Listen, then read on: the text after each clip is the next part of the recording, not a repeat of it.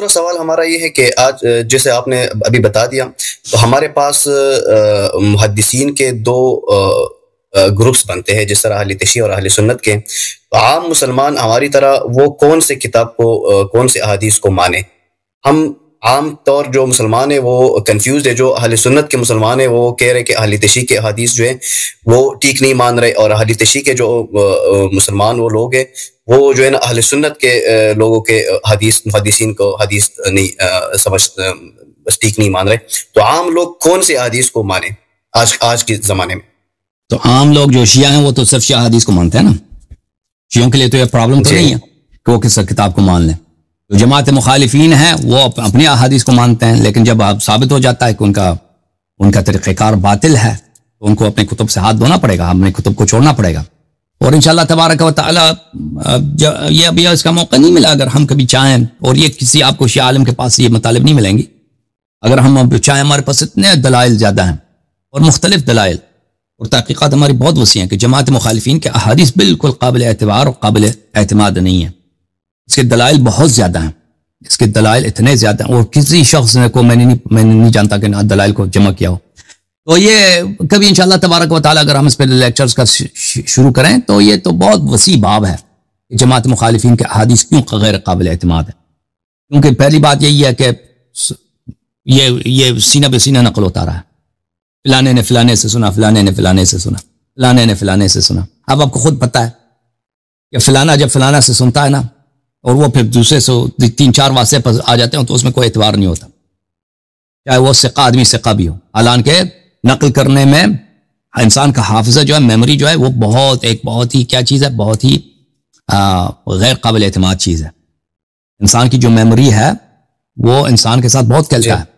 ہاں، یہ تو اب آپ اس معاملے میں بہت ساری کتابیں لکھی گئی ہیں کہ جب آپ وٹنس جب کورٹ میں آتا ہے وہ ٹیسٹیفائی کرتا ہے کہ میں نے دیکھا فلان چیز کو، دیکھا فلان آدمی آیا لمبے قد کا تھا، اس نے چاقو اٹھا کے کسی کو مارا. تو بہت دفعہ ہوتا ہے کہ وہ لمبے قد کا نہیں ہوتا، چھوٹے قد کا ہوتا ہے، یا آدمی بھول چکا ہوتا ہے، یا آدمی کو وہم ہوتا ہے، یا وہ کہتا ہے کہ میں نے دیکھا کہ اس نے کالے کپڑے پہنے تھے، حالانکہ اس نے وہی آدمی اس کو دیکھا لیکن وہ کالے کپڑے نہیں پہنا تھا، اس نے سبز کپڑے پہنے. آدمی کا حافظہ جو ہے وہ ساتھ نہیں دیتا.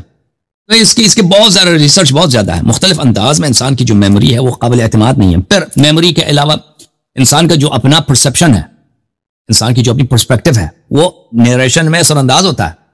انسان کے جو اپنے تعصبات ہیں، جو اپنی دلی میل سے مراد انکلینیشن، میل سے مراد گند نہیں، انسان کے دل میں جو کسی سے محبت ہے یا کسی سے بغض ہے، تعصب ہے کسی مسئلے پر، وہ لازمی بات ہے. ایک مثلا اگر ایک جنگ ہے مسلمانوں اور عیسائیوں کے درمیان، مسلمان اس کو ایک انداز میں نقل کریں گے، عیسائی اس کو دوسرے انداز میں نقل کریں گے، لازمی بات ہے. مسلمان مسلمانوں کو ہیرو بنا کے پیش کریں گے اور عیسائی عیسائیوں کو بھی ہیرو بنا کے پیش کریں گے. تو اسی طرح تاریخ اسلام میں جو روات نقل کرتے ہیں، صحابہ ہوں، تابعین ہوں، تابعین، اس کے بعد والے الفاظ، ان کے تعصبات ان روایات پہ اثر انداز ہے. وہ الفاظ کا چناؤ کس طرح کرتے ہیں، کس باتوں کو نقل نہیں کریں گے، کن باتوں کو نقل کریں گے، تو لازمی بات ہے. تو یہ اثر انداز ہوتی ہیں. تو لذا پہلی بات ہے کہ جماعت مریا کے جو احادیث کئی وسائط کے ساتھ نقل ہوئی ہیں، فرسٹ. سیکنڈ، اس کا ڈیپینڈنس ہے لوگوں کے میموریز پر. میموری ایک فالٹی چیز ہے، میموری ایک غیر قابل اعتماد چیز ہے، حافظہ.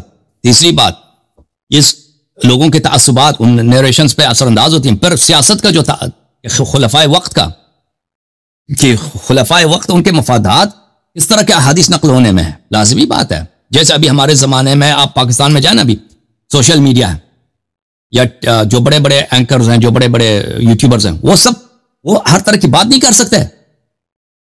چھوٹے یوٹیوبرز کر لیتے ہیں، ان کی کوئی پرواہ نہیں کرتا، کوئی کسی جن کے چینل کوئی نہیں دیکھتا. جو بڑے یوٹیوبرز ہیں، جو سیاسی امور میں وہ جو باتیں کرتے ہیں نا، وہ اس طرح ہر طرح کی بات نہیں کر سکتے، ان کو بخوبی پتہ ہے. کیونکہ حکومت پاکستان کے اور جو سیاست ہے اس کو دیکھنا ہوگا. وہ فوج کے خلاف نہیں بات کر سکتے، عمران خان کی مثلا حمایت میں نہیں بات کر سکتے، یا مثلا ایسی بات کریں جو اداروں کو پسند نہیں کر سکتے. سب کو پتہ ہے یہ نہیں کر. تو آپ سمجھتے ہیں کہ ابھی زمانے میں ہے، پہلے نہیں ہوتا تھا. ابھی جو حالت ہے نا ہمارے آپ کے پاکستان میں سوشل نیٹ ورکس کا، سوشل میڈیا کا، پرانے زمانے میں محدثین یہی ہوتے تھے. جو کسی حلقے میں بیٹھ کے حدیث نقل کرتے ہیں وہی ہوتے تھے اثر انداز اپنے علاقوں میں، یا مثلا جمعے کا خطبہ دے رہے ہیں حدیث نقل کر رہے ہیں، لوگ اس کے باتیں سن رہے ہیں، وہ لوگ آ کے اس سے سیکھتے ہیں.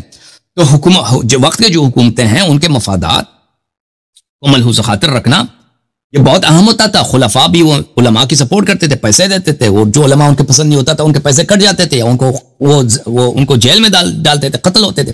تو اس لیے جو احادیث کا نقل ہوا ہے یہ بالکل ہر دور کے سیاست سے متاثر ہو کر. تو اس میں سر آپ سوری فار انٹرکرپشن سر، تو اس سینس میں جو اہل تشیع کے جو محدثین ہیں اس کو آپ کیسے نظر سے دیکھ رہے ہو؟ ابھی عرض کرتے ہیں. تو ہر دور کے جو راوی ہیں اس کے وہ اپنے اہل سیاست کے زمانے سے لے کر اور اس سے متاثر ہو کر ان کے سیاسی جو انٹرسٹ ہیں، جو خلفاء کے جو انٹرسٹ ہیں، وہ ان کے تعصبات ہیں، اور ان کے حق میں جو باتیں ہیں ان کو یہ سب اس میں آ جاتے ہیں. نقل حدیث میں یہ سب اثر انداز ہیں. اس کے علاوہ آپ کی خدمت میں عرض کریں کہ بہت سارے جو ہیں محدثین جھوٹے تھے، جنہوں نے جھوٹی احادیث گڑھی ہیں، اور وہ بڑے بڑے مشہور محدثین ہیں، وہ جماعت عمریہ ان کو ثقہ مانتے ہیں، لیکن وہ جھوٹے تھے، وہ جھوٹی احادیث نقل کرتے تھے، کیونکہ خلفاء ان کو پیسے دیتے تھے کہ ایسے احادیث نقل کیا جائے. تو لہذا جماعت مخالفین کی جو احادیث ہیں غیر قابل اعتماد ہیں، غیر قابل اعتبار ہیں. یہ کوئی بھی انسان عاقل ہو تو جو میں نے ایلیمنٹس اور جو عناصر میں نے ان کی گنی ہیں ان پہ غور کرے، ان کو سب کو بھی نہ مانے تو کچھ کو مان لینا، تو پتہ چل جاتا ہے کہ یہ جو ہے یہ غیر قابل اعتماد ہے. اور اس طرح کہ آپ کسی کورٹ آف لا میں جا کر آپ ٹیسٹیفائی کر دیں، وہاں پہ شہادت دے دیں کہ بھائی میں نے فلانے سے سنا، فلانے نے وہ آپ کو وہ جج وہیں سے بگا دے گا، اس سے کچھ بھی ثابت نہیں ہوتا، یہاں سے نکل جائیں. تو یہ جماعت عمریہ کا یہ ہے، ان کا دین اس طرح سے ثابت ہوتا ہے. شیعوں کا جو روایات احادیث ہیں میرے بھائی اس طرح نقل نہیں ہوئی ہیں. شیعوں کی جو احادیث ہیں رسول اللہ صلی اللہ علیہ وسلم کے زمانے میں کتابیں لکھی گئیں، اہل بیت علیہ السلام نے کتابیں لکھی، امیر المؤمنین علیہ السلام کے اصحاب نے ان کے زمانے میں ان کو خطبوں کو لکھا، ان کی باتوں کو جمع کیا. اسی طرح امام حسن امام حسین علیہ السلام کے اصحاب نے ان کے زمانے میں ان کی باتوں کو لکھا. اس طرح بعد میں ہر دور میں شیعہ مصنفین تھے.